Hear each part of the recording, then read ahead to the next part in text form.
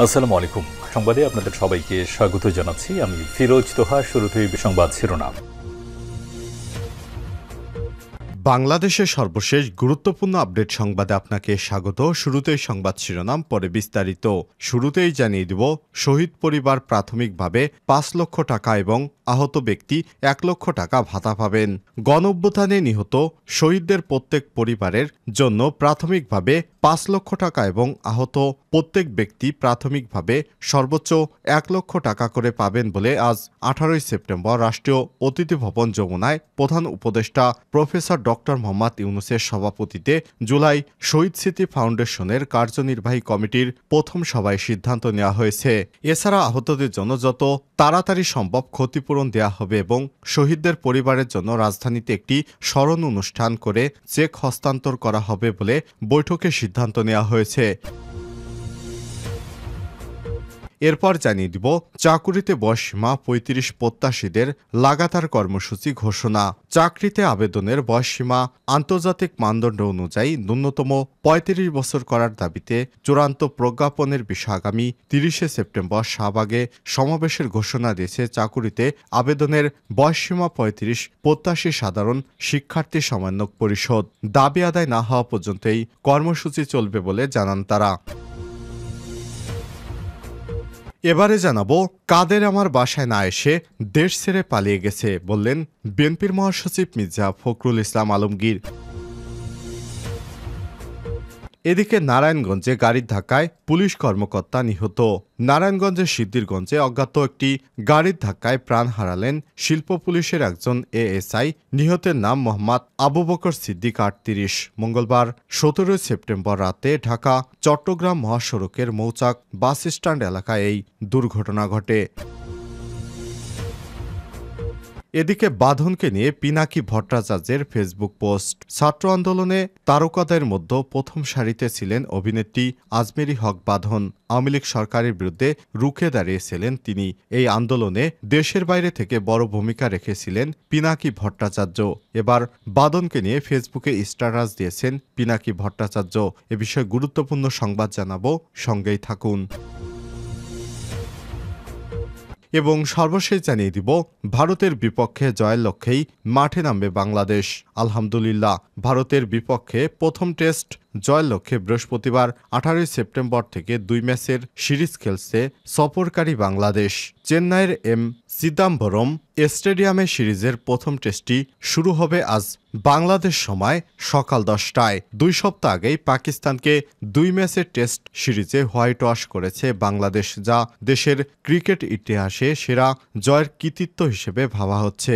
পাকিস্তানের চেয়ে স্বাগতিক ভারতকে অনেক বেশি শক্তিশালী হলেও জয়ের ধারা অব্যাহত রাখতে পারফরমেন্সে ধারাবাহিকতা হতে চায় টাইগাররা। প্রিয় দর্শক, এতক্ষণ শুনছিলেন সংবাদ শিরোনাম, এবারে বিস্তারিত।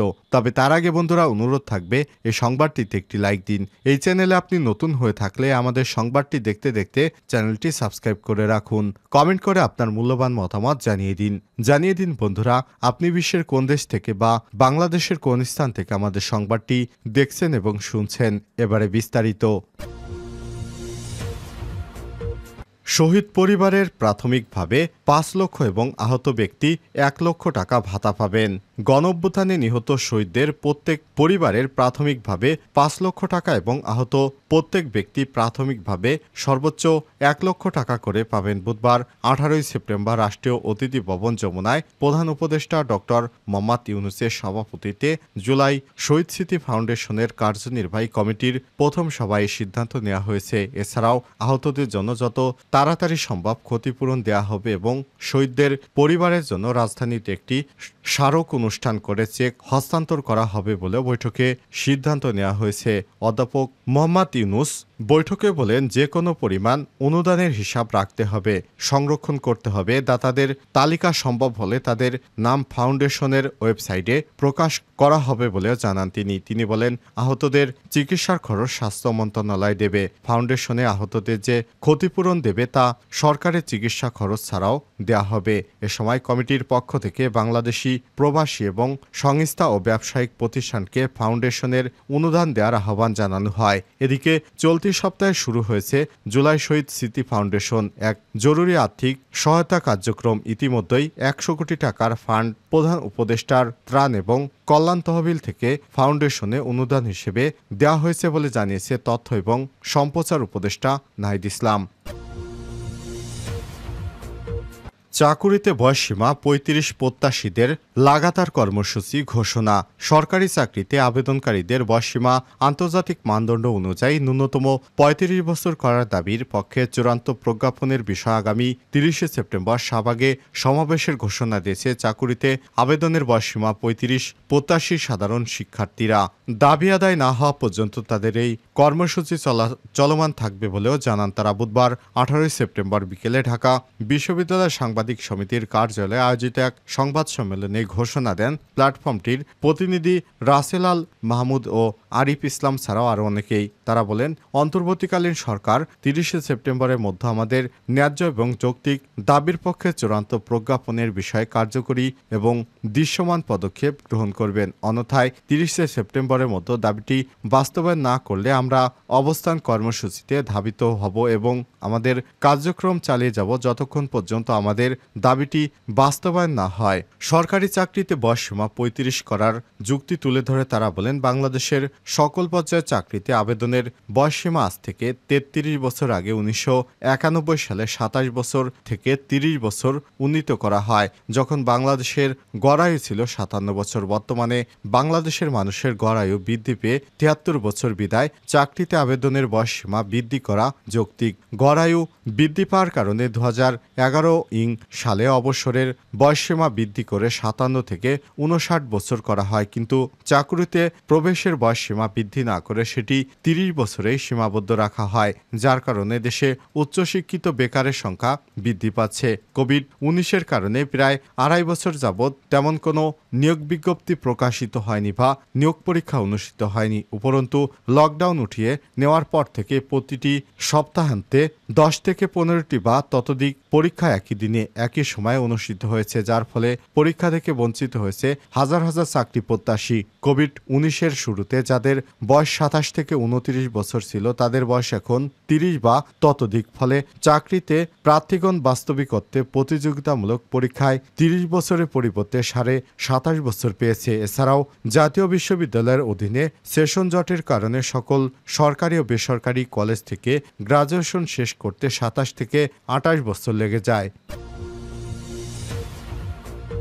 কাদের আমার বাসায় না এসে দেশ ছেড়ে পালিয়ে গেছে মির্জা ফখরুল।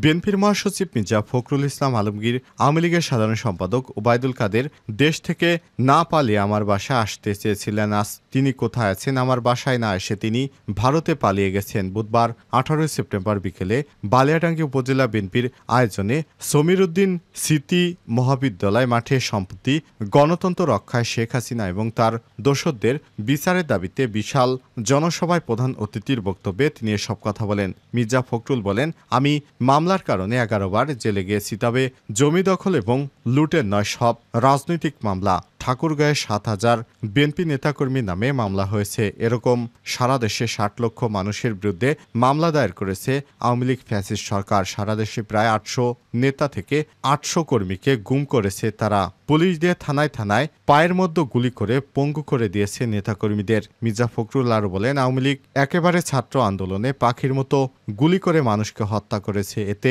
অনেকের চোখ অন্ধ এবং হাত পা কেটে ফেলা হয়েছে।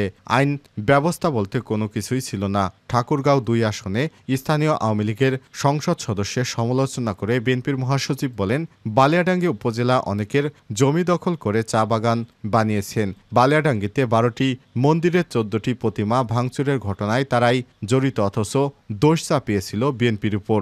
শেখ হাসিনার সমালোচনা করে বিএনপির মহাসচিব বলেন, শেখ হাসিনা বলেছিলেন, আমি বঙ্গবন্ধুর মেয়ে, আমি কোনোদিন দেশ ছেড়ে পালাবো না। তিনি দেশ ছেড়ে পালিয়ে গেছেন, পালাবার পথ খুঁজে পাচ্ছিলেন না। তাড়াতাড়ি করে একটি হেলিকপ্টার নিয়ে পালিয়েছেন ভারতে।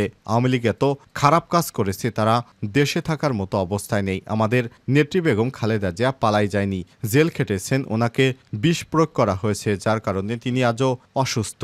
এ সময় তিনি অন্তর্বর্তীকালীন সরকার উদ্দেশ্যে তিনি বলেন, এ সরকারের কাজ হলো মানুষের ভোটের অধিকার নিশ্চিত করা, যত দ্রুত সম্ভব নির্বাচনের ব্যবস্থা করা, আইন ব্যবস্থাকে ঠিক করা। নারায়ণগঞ্জে গাড়ির ধাক্কায় পুলিশ কর্মকর্তা নিহত। নারায়ণগঞ্জের সিদ্ধিরগঞ্জে অজ্ঞাত গাড়ির ধাক্কায় প্রাণ হারালেন শিল্প পুলিশের একজন এএসআই। নিহত হয়েছেন। নিহতের নাম মোহাম্মদ আবু বকর সিদ্দিক, বয়স ৩৮। মঙ্গলবার ১৭ সেপ্টেম্বর গভীর রাতে ঢাকা চট্টগ্রাম মহাসড়কের মৌচাক বাস স্ট্যান্ড এলাকায় এই দুর্ঘটনা ঘটে।